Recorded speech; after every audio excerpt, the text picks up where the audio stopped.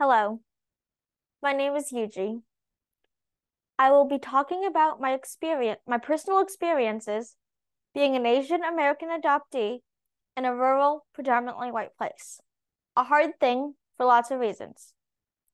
I was born in southern China, a place called Dianbai, a district near the city of Maoming in Guangdong province. For reasons unknown to me, I was brought to an orphanage and placed for adoption. I was adopted by a white couple from Connecticut and now reside in Maine. My favorite gelato place has a slogan, inspired by Italy, perfected in Maine. This got me thinking, for me it's inspired by China, perfected in Maine. There are some interesting similarities between my China roots and my home in Maine. Both are known for fishing and have beautiful beaches. Here are a few statistics about international adoption in the state of Maine. Worldwide, there are 10 million children in institutions and 60 million on the street. Between 1999 and 2016, 78,257 children were adopted from China to the US. 86% were girls. The peak year of adoption was 2005, and adoption numbers from China have continued to decline since. I was adopted in 2008. According to the US Census, Maine is the most rural state.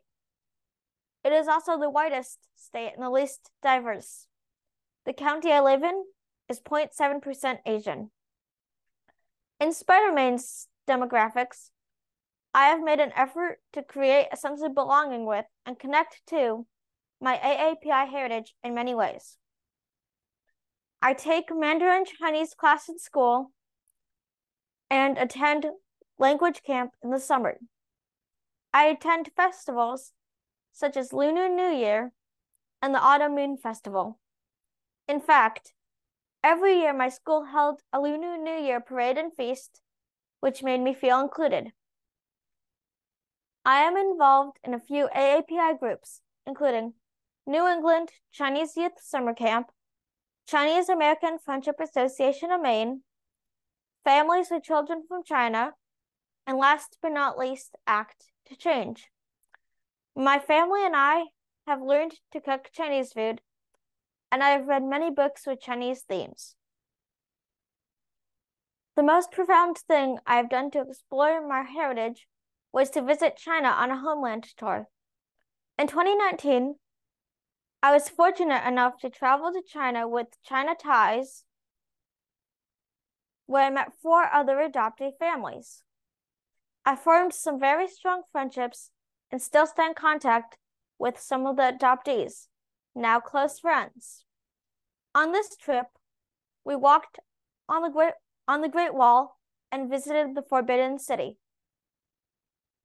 We went to the China Central Adoption Agency, where I saw my adoption file. We also traveled to Dianbai, where I saw my orphanage. The orphanage visit was extremely emotional for me.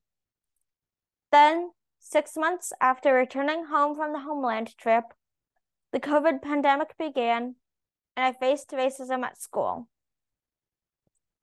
I did my best to try to sit with the kids at lunch. They pushed the tables away from me at lunchtime so that I couldn't sit with them. At recess, all the kids played this game called the China flu tag, where they would pretend to be COVID and infect others with the disease, all while running away from me. Early on, as an Asian American in a predominantly white town, I faced discrimination. For example, the always present childhood Asian eye gesture, Chinese cutting in school lines, and in 4th grade while studying the civil rights movement. At that time, our teacher showed us a picture of water fountains in the South, one labeled white and one labeled colored. I wondered aloud, which water fountain would I have used? A classmate remarked to the class, "You're colored." Also early on, I was always aware of the fact that I was adopted. At 3 years old on Mother's Day, I told my mom I wanted to know my birth mother's name. At 5, I asked to go to China and start a birth parent search. My parents suggested I started with getting my DNA tested. At 13, I connected with my closest DNA relative, a third cousin named Cherry. Soon after COVID had started in China and was moving to the USA, Cousin Cherry became concerned about our safety. She sent us 200 masks, the government maximum she's allowed to send. Since my family and I had enough PPE, I decided to donate them to the Maine Veterans Home in Augusta in honor of my grandfather, Bud Smith, who served in World War II. In the summer of 2021, I got to meet my biological cousin Cherry and his son Jeff in person. They traveled all the way to Maine for a visit. We went out for lobster and just connected over the tiniest things. To this day, we often communicate on WeChat. Just recently, I was able to see Jeff again in person. We went to the Act to Change Gala together in Washington, D.C.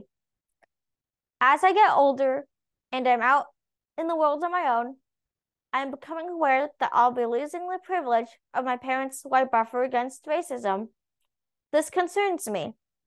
At the same time, I've learned that facing up to racism can make me stronger. Here are some things I think we can all do to further our sense of belonging and feel connected within our AAPI community. Learn more about our culture and community by reading AAPI themed and/or authored books, attend cultural events, connect with others, patronize Asian-owned businesses, raise awareness about anti-Asian bullying in school and other community venues, join or start an affinity club, and of course, join Act to Change. Because of organizations such as Act to Change, we have the opportunity to feel more connected within our community. I believe in our belonging and the future is bright. Thank you for watching.